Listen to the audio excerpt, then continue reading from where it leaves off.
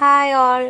നമ്മൾ overseer grade 1 സിലബസിലെ 2026 ഇപ്പോൾ ഉള്ള ന്യൂ സിലബസിലെ തിയറി ഓഫ് സ്ട്രക്ചേഴ്സിൻ്റെ പറ്റിയിട്ടാണ് നമ്മൾ ഇന്ന് ഡിസ്കസ് ചെയ്യുന്നത്.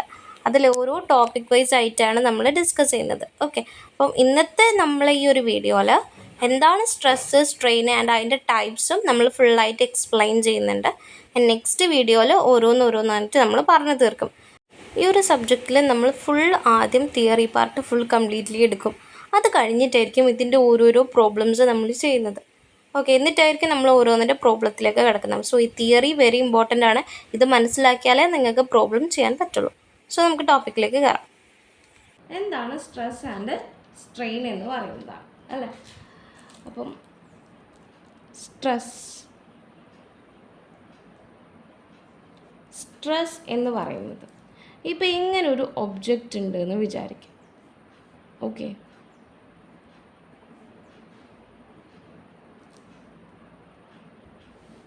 ഈ ഒരു ക്യൂബിലേക്ക് ഞാനൊരു ലോഡ് കൊടുക്കുകയാണ്. ലോഡ് കൊടുക്കുന്നതാ ഈ ഒരു ഡയറക്ഷനിൽ ഞാൻ ലോഡ് കൊടുക്കുകയാണ്. ആ ലോഡിന് പി എന്ന് ഡിനോട്ട് ചെയ്തു. സോ ലോഡ് എന്ന് പറയുന്നത് പി. ഓക്കെ, ഈ പി നമ്മൾ ലോഡ് കൊടുത്തിരിക്കുന്നത് ഏതൊരു ഏരിയയിലാണ് ഞാൻ കൊടുത്തിരിക്കുന്നത്. ഇതിപ്പോൾ ഈ ഒരു ബോക്സ് എടുക്കുകയാണെങ്കിൽ, ഈ ഒരു മെറ്റീരിയൽ എടുക്കുകയാണെങ്കിൽ, ഈ മെറ്റീരിയലിൻ്റെ ലെങ്ത്ത് ഇതായിരിക്കും, ഇതെന്തായിരിക്കും, ഡെപ്ത് ആയിരിക്കും, ആൻഡ് ഇതെന്ന് പറയുന്നത് വിഡ്ത്തായിരിക്കും അല്ലേ വരുന്നത്. അപ്പോൾ ഞാൻ ഏത് ഭാഗത്താണ് ഞാൻ എന്ത് കൊടുത്തത്, ലോഡ് കൊടുത്തത്? ഈ ഒരു ക്രോസ് സെക്ഷണൽ ഏരിയയിലല്ലേ ഞാൻ കൊടുത്തത് ലോഡ്. അപ്പോൾ ഞാൻ ഇവിടെ എൻ്റെ ഏരിയ എന്ന് പറയുന്നതിനെ ഞാൻ എ എന്ന് പറഞ്ഞെടുത്തു. എന്ന് വെച്ചാൽ ബി ഇൻറ്റു ഡി ആണ് എന്ത്, ആ ഒരു ഏരിയ ആണ് ഞാൻ എടുക്കുന്നത്. ഓക്കെ, അപ്പോൾ ഇതിൽ ഞാൻ ലോഡ് കൊടുത്തിരിക്കുന്ന സമയത്ത് ഇങ്ങനെ ഒരു മെറ്റീരിയലിൽ ലോഡ് കൊടുക്കുമ്പം ഈ മെറ്റീരിയലിൻ്റെ ഈ ഒരു ഏരിയയിൽ, ഇതൊരു യൂണിറ്റ് ഏരിയ ആണെങ്കിൽ യൂണിറ്റ് ഏരിയയിൽ ഇൻറ്റേർണൽ റെസിസ്റ്റീവ് ഫോഴ്സ് ജനറേറ്റ് ആവും. ഓക്കെ, എന്തിനു വേണ്ടിയിട്ട് ഒരു ഇൻറ്റേർണൽ ഫോഴ്സ് ജനറേറ്റ് ആവുന്നത്? ഈ ഒരു ഏരിയയിൽ ഈ ലോഡ് കൊടുക്കുന്നത് കൊണ്ട് ജനറേറ്റ് ആവുകയാണ്. അതാണ് സ്ട്രെസ് എന്ന് പറയുന്നത്. നമുക്ക് സ്ട്രെസ് എന്ന് പറയുന്നത് ഇതിലുണ്ടാവുന്ന എക്സ്റ്റേർണലി അല്ല, ഈ ഒരു മെറ്റീരിയലിൽ ഉണ്ടാവുന്ന ഇൻറ്റേർണലി റെസിസ്റ്റീവ് ഫോഴ്സാണ്. Force per unit area, force per unit area. And സ്ട്രെസ്സിൻ്റെ യൂണിറ്റ് അപ്പം എന്തായിരിക്കും? ഞാനിപ്പം ഇവിടെ ഇതിനിപ്പം പി ബൈ എ എന്ന് എഴുതുക അല്ലേ. പിൻ്റെ യൂണിറ്റ് എന്താണ് വരുന്നത്? ന്യൂട്ടൺ. ബൈ ഏരിയ എന്തായിരിക്കും വരുന്നത്? മീറ്ററിലാണ്, മീറ്റർ സ്ക്വയർ. അപ്പം ന്യൂട്ടൺ പെർ മീറ്റർ സ്ക്വയർ ആണ് എന്ത്, എൻ്റെ യൂണിറ്റ് എന്ന് പറയുന്നത്. അപ്പോൾ unit is equal to newton per metre square. അതിന് നമ്മൾ പാസ്കൽ എന്നും പറയും. ഓക്കെ, അതിനെ പാസ്കൽ എന്ന് പറയും. പിന്നെ ചിലപ്പോൾ എന്താവാം, newton per M M square ആയിക്കൂടെ. അപ്പോൾ നമുക്ക് ഏരിയ തരുന്നത് എം എമ്മിലാണെങ്കിൽ നമുക്കത് എന്താവും, എം എം സ്ക്വയർ ആയിട്ട് മാറും. അതെന്ന് പറയുന്നത് മെഗാ പാസ്കലിന് ഈക്വലാണ്. ഓക്കെ, ഇത് നമ്മളെ എസ് ഐ യൂണിറ്റ് ആണ്. എസ് ഐ യൂണിറ്റ് ഏതാണെന്ന് ചോദിച്ചു കഴിഞ്ഞാൽ ന്യൂട്ടൺ പെർ മീറ്റർ സ്ക്വയർ അല്ലെങ്കിൽ പാസ്കലാണ് എസ് ഐ യൂണിറ്റ് എന്ന് പറയുന്നത്. ഓക്കെ, യൂണിറ്റ് പറഞ്ഞു. പിന്നെ നമ്മളെ ഈ ഒരു ഡയമെൻഷണൽ ഫോർമുല എന്ന് പറയുന്നത് എന്തായിരിക്കും ഇവിടെ വരുന്നത്? M L raise to -1 T raise to -2. ഡീപ്പായിട്ട് നോക്കണ്ട, ജസ്റ്റ് നോട്ട് ചെയ്ത് വെച്ചാൽ മതി. ഇതായിരിക്കും ഇതിൻ്റെ ഡയമെൻഷണൽ ഫോർമുല എന്ന് പറയുന്നത്.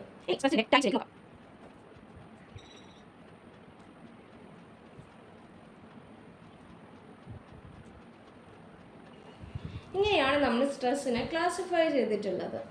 എങ്ങനെയാ? സ്ട്രെസ്സ് രണ്ടെണ്ണമായിട്ട് ക്ലാസിഫൈ ചെയ്തു.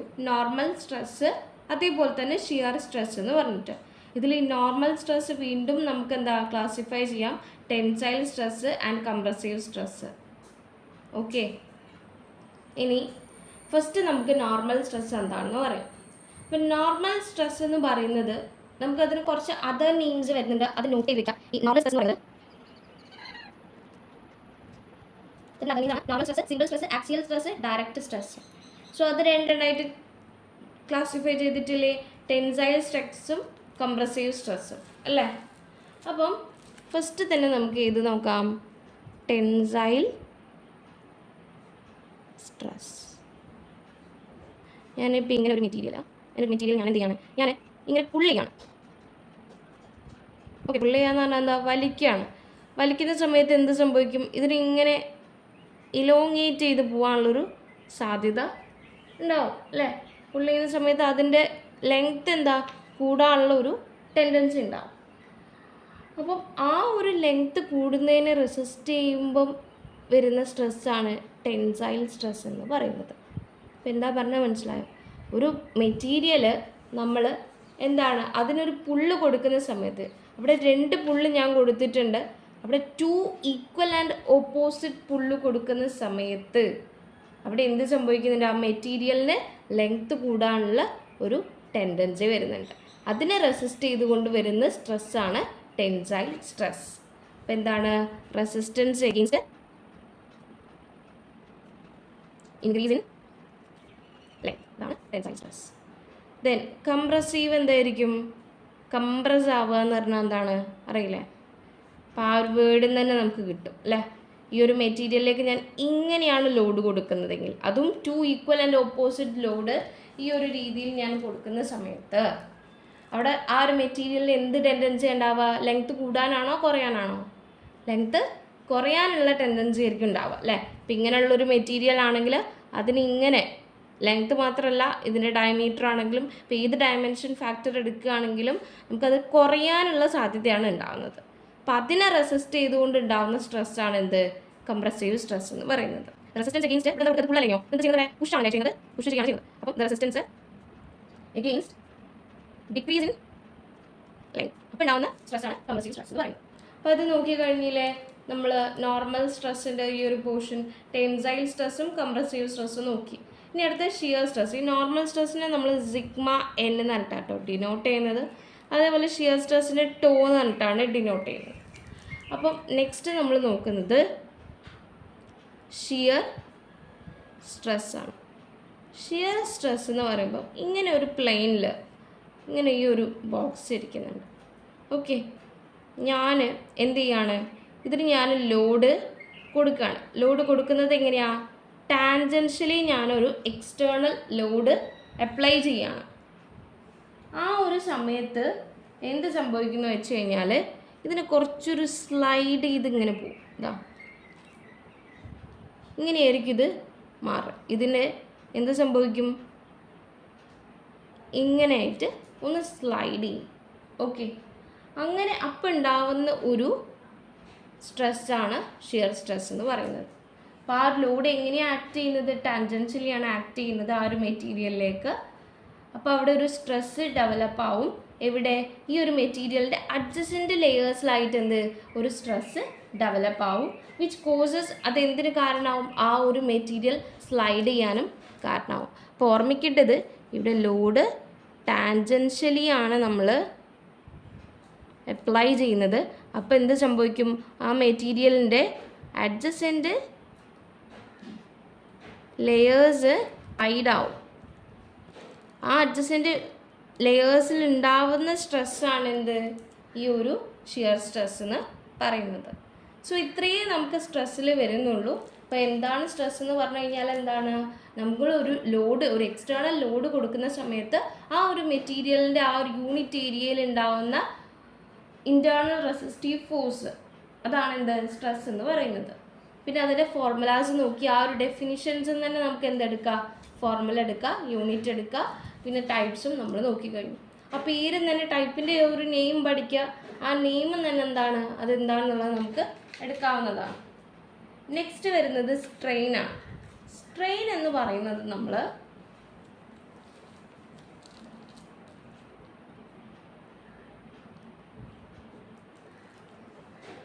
എത്രത്തോളം ഡീഫോമായി ആ ഒരു മെറ്റീരിയൽ, അതാണ് എന്ത് സ്ട്രെയിൻ എന്ന് പറയുന്നത്. അല്ലെങ്കിൽ ആ ഒരു മെറ്റീരിയലിന് ഞാനിപ്പോൾ ഒരു ലോഡ് അപ്ലൈ ചെയ്യാമെന്ന് വിചാരിച്ചു. ഇപ്പോൾ ഇവിടെ പറഞ്ഞ പോലെ തന്നെ ഞാൻ ഇങ്ങനെ ഈ ഒരു മെറ്റീരിയലിൽ ലോഡ് അപ്ലൈ ചെയ്യാണ്. അപ്പം ലോഡ് അപ്ലൈ ചെയ്യുന്ന സമയത്ത് എന്താ, ഇങ്ങനെ ഈ ഒരു ഡയറക്ഷനിലാണ് ലോഡ് അപ്ലൈ ചെയ്യുന്നതെങ്കിൽ ഇതിനെന്താവും, കുറച്ചൊന്ന് ലെങ്ത്ത് കൂടാനുള്ള സാധ്യത ഉണ്ട് അല്ലേ, കുറച്ചൊരു ലെങ്ത്ത് കൂടാനുള്ള സാധ്യതയില്ലേ. ഇതിപ്പോൾ ഞാൻ ഇവിടെ എൽ എന്നാണ് പറഞ്ഞത്, ആ ലെങ്ത്ത് കൂടിയതിന് ഞാൻ എന്ത് ചെയ്തു, ഡെൽറ്റ എൽ എന്ന് പറഞ്ഞിട്ട് മാർക്ക് ചെയ്തു. എത്രത്തോളം കൂടി ലെങ്ത്ത് ഇൻക്രീസ് ആയി അതിന് ഞാൻ ഡെൽറ്റ എൽ എന്ന് പറഞ്ഞിട്ട് മാർക്ക് ചെയ്തു. അങ്ങനെ അതിൻ്റെ ശരിക്കുള്ള ഇതെന്ന് പറഞ്ഞു കഴിഞ്ഞാൽ ഒരു റേഷ്യോ ആണ്. അതിൻ്റെ ഒറിജിനൽ ഡയമെൻഷനും അതേപോലെ തന്നെ അതിൻ്റെ ചേഞ്ച് ഇൻ ഡയമെൻഷനും തമ്മിലുള്ള റേഷ്യോ. അപ്പം ഇതിൽ എൽ എന്ന് പറഞ്ഞാൽ എന്താ, അതിൻ്റെ ഒറിജിനൽ ഡയമെൻഷൻ. ഡെൽറ്റ എൽ എന്ന് പറഞ്ഞാൽ എന്താ, ആ സ്ട്രെയിൻ, ആ ലോഡ് കൊടുത്തത് കാരണം അത് കുറച്ചൊരു ഇലോങ്ങേറ്റ് ആയി. അപ്പം അവിടെ ഉണ്ടായ change in length, change in dimension, change in original ഡയമെൻഷനാണെന്ത് സ്ട്രെയിൻ എന്ന് നമ്മൾ പറയുന്നത്. ഓക്കെ. ആൻഡ് ഈ ഒരു സ്ട്രെയിനിനെ ഇപ്പം ഞാൻ ഈ ഒരു ഫിഗർ വെച്ച് പറയുകയാണെങ്കിൽ എന്തായിരിക്കും, ഇവിടെ ചേഞ്ച് ഇൻ ഡയമെൻഷൻ ഡെൽറ്റ ഇല്ലല്ലേ, ഇവിടെ ഡെൽറ്റ അല്ലേ ഒറിജിനൽ ലെങ്ത് എന്ന് പറയുന്നത്. അപ്പോൾ ഒന്ന് ആലോചിച്ച് നോക്ക്, ഡെൽറ്റ എൽ ബൈ എൽ ആണ് വരുന്നത്.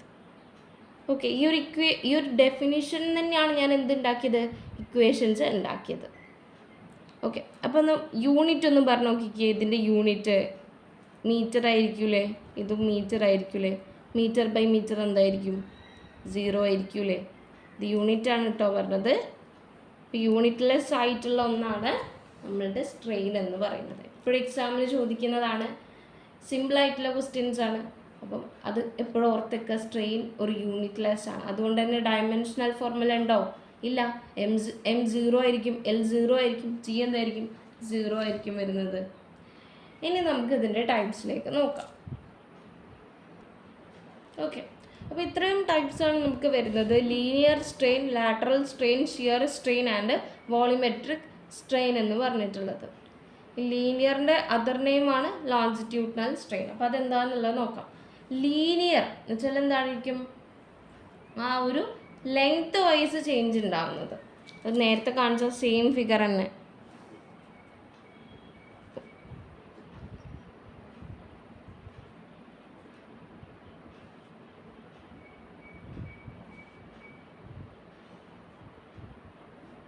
ഇങ്ങനെ ഒരു ലോഡ് ആക്ട് ചെയ്യുന്ന സമയത്ത് ഈ ഒരു മെറ്റീരിയലിന് ഒരു എന്താ പറയുക, ലെങ്ത് ഒന്ന് കൂടുകയാണ് വിചാരിച്ചു.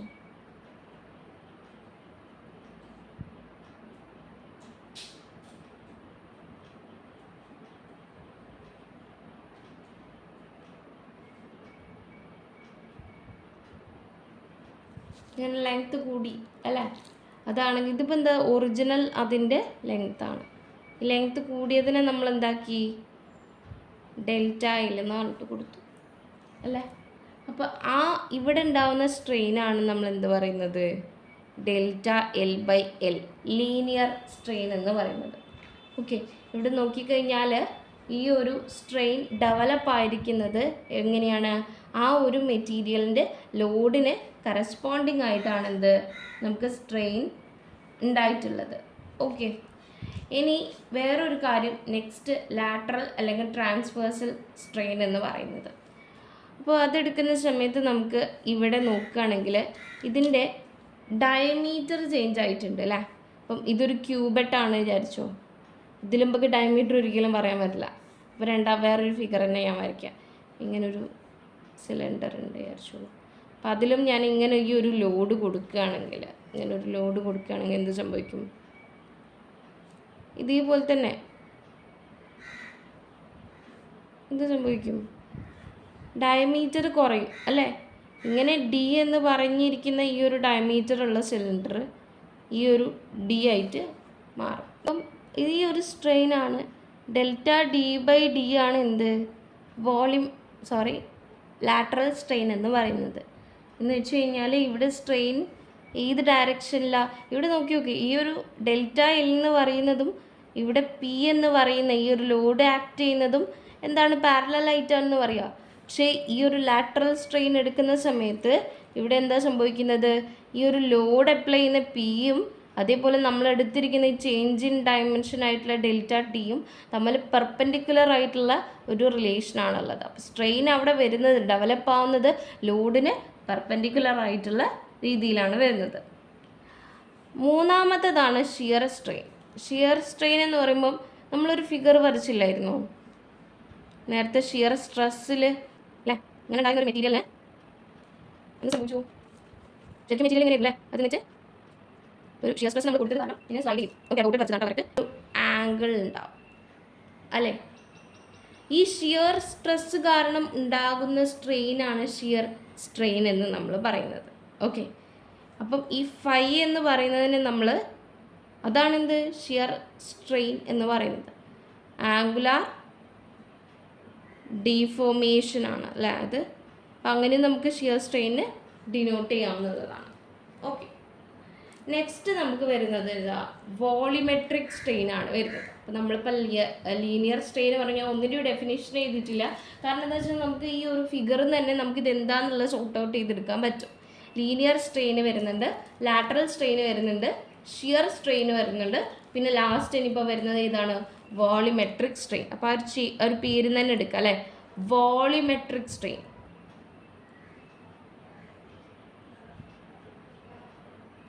അപ്പം എന്തിനാണ് ചേഞ്ച് ഉണ്ടാകുന്നത് ഇവിടെ എന്തായിരുന്നു ഇപ്പോൾ പറഞ്ഞാൽ ലെങ്ത്തിനായിരുന്നു അല്ലേ, ഇവിടെ എന്താ ഡയമീറ്ററിനായിരുന്നു. ഓക്കെ, ഇവിടെ ഇപ്പം എന്തായിരിക്കും വരുന്നത് വോളിമെട്രിക് സ്ട്രെയിൻ, വോളിയത്തിനായിരിക്കും അല്ലേ വരുന്നത്. Sigma V is equal to delta V by V ആയിരിക്കും വോളിമെട്രിക് സ്ട്രെയിൻ എന്ന് പറയുന്നത്. പിന്നെ കുറച്ച് കാര്യങ്ങളും കൂടി നമുക്ക് വോളിമെട്രിക് സ്ട്രെയിനിൽ നോക്കാനുണ്ട്. ഈ strain at X direction, strain at Y direction, strain at Z direction മൂന്നും ആഡ് ചെയ്താലും നമുക്ക് വോളിമെട്രിക് സ്ട്രെയിൻ നമുക്ക് ഇത് അവൈലബിൾ ആണ്. ഇതിന് ശരിക്കും പറയാൻ വെച്ചാൽ നമുക്ക് പഠിക്കുന്ന സമയത്ത് ഒരു ഡെറിവേഷനായിട്ട് തന്നെ പഠിക്കാണ്ട്, പക്ഷേ PSC ഓറിയൻറ്റഡ് ആയിട്ട് നോക്കുന്ന സമയത്ത് നമുക്ക് ഇതിൽ ഡെറിവേഷനിലേക്കൊന്നും പോകേണ്ട ആവശ്യമില്ല. നിങ്ങൾ ഇക്വേഷൻസ് അറിഞ്ഞിരിക്കുക, ഒരു കോൺസെപ്റ്റ് അറിഞ്ഞിരിക്കുക എന്നുള്ള കാര്യം മാത്രമേ ഉള്ളൂ. ഓക്കെ, അപ്പോൾ ഈ ഒരു ഇക്വേഷൻ നോട്ട് ചെയ്യുക. നമുക്ക് സെഡ് ഒരു മെറ്റീരിയലിൽ ഒരു പോയിന്റ് എടുക്കുകയാണ് ഞാൻ, ആ പോയിന്റിൽ എക്സ് ഡയറക്ഷനും വൈ ഡയറക്ഷനും സെഡ് ഡയറക്ഷനും വരുന്ന സ്ട്രെയിൻ ആഡ് ചെയ്ത് കഴിഞ്ഞാൽ നമുക്ക് എന്ത് കിട്ടും, വോളിമെട്രിക് സ്ട്രെയിൻ കിട്ടും എന്നുള്ളത്. അതേപോലെ തന്നെ ഇപ്പം സിഗ്മ വി ഞാനിപ്പോൾ എക്സ് ഡയറക്ഷന് മാത്രമേ എനിക്ക് കാണണം. ഓക്കെ, അപ്പോൾ ഞാൻ എന്താ ചെയ്യുന്നതെന്ന് വെച്ച് കഴിഞ്ഞാൽ സിഗ്മ എക്സ് 1 - 2 മ്യൂ കൊടുക്കുകയാണ് ഞാൻ ചെയ്യുന്നത്. ഓക്കെ, അതേപോലെ തന്നെ ഇതിനെ നമുക്ക് വേണമെങ്കിൽ എന്ത് ചെയ്യുക, sigma V is equal to sigma Y 1 - 2 mu എന്ന് പറഞ്ഞിട്ട് കൊടുക്കുക. Sigma Z is equal sigma V is equal to sigma Z 1 - 2 mu എന്ന് പറഞ്ഞിട്ട് കൊടുക്കുക. ഇതും വരുന്നുണ്ട്. സ്ട്രെയിൻ എന്ന് പറയുന്നത് is equal to stress divided by Young's modulus ആണ്. യങ്സ് മോഡുലസ് എന്ന ടേം കേട്ടില്ലല്ലോ, ഇതിപ്പോൾ കുറച്ച് കഴിഞ്ഞാൽ കേൾക്കും. അപ്പോൾ നോക്കാം, സ്ട്രെസ് എന്ന് പറയുന്നത് സിഗ്മ ഡിവൈഡഡ് ബൈ യങ്സ് മോഡുലസിനെ ഇ എന്നിട്ട് ഡിനോട്ട് ചെയ്യും. അപ്പോൾ നമുക്ക് വേണമെങ്കിൽ ഈ ഒരു ഇക്വേഷനെ നമുക്ക് ഈ സിഗ്മ എക്സ് എന്ന് പറയുന്നതിന് എന്താക്കി മാറ്റാം, നമുക്ക് ഈ സ്ട്രെയിൻ ഇൻ എക്സ് ഡയറക്ഷൻ എന്ന് പറയുന്നതിന് എന്താക്കി മാറ്റാം, stress in X direction divided by E ഞാൻ സ്ട്രെയിനെ റീപ്ലേസ് ചെയ്യാം, എന്നിട്ട് 1 - 2 മ്യൂ അങ്ങനെയും കൊടുക്കാം. ഓക്കെ, അതേപോലെ എല്ലാ ഡയറക്ഷനിലും കൊടുക്കാൻ പറ്റുന്നതാണ്.